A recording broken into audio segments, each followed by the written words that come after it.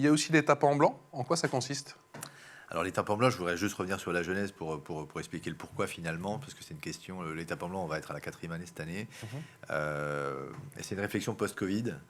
On s'est dit, OK, on est partenaire du Tour, on est partenaire du maillot blanc. Nous, on n'a pas un gros impact sur le résultat sportif. Comment Chris peut traduire finalement cet engagement auprès de la jeunesse? Et c'est comme ça qu'on s'est rapproché.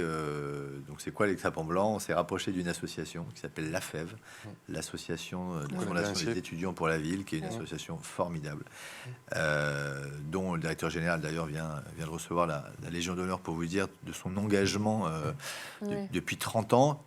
La FEV, en fait, et c'est également l'occasion d'interpeller vos étudiants. On en a parlé dans cette émission. Vous en avez parlé déjà. Donc, c'est du mentorat. Voilà.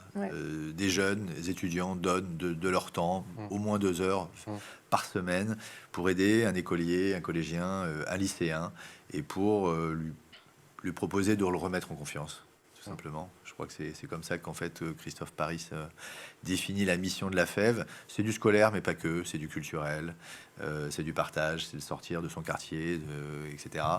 Et on aime cette idée-là, vraiment. Et quand on sait que finalement l'échec scolaire commence, c'est là où on a fait le lien avec notre métier, commence même quelquefois avec des problèmes de yeux. On voit, quand on voit pas grand-chose au premier rang et qu'on est derrière et qu'on n'arrive plus à suivre, on s'est dit ça nous ressemble pas mal, cette vocation.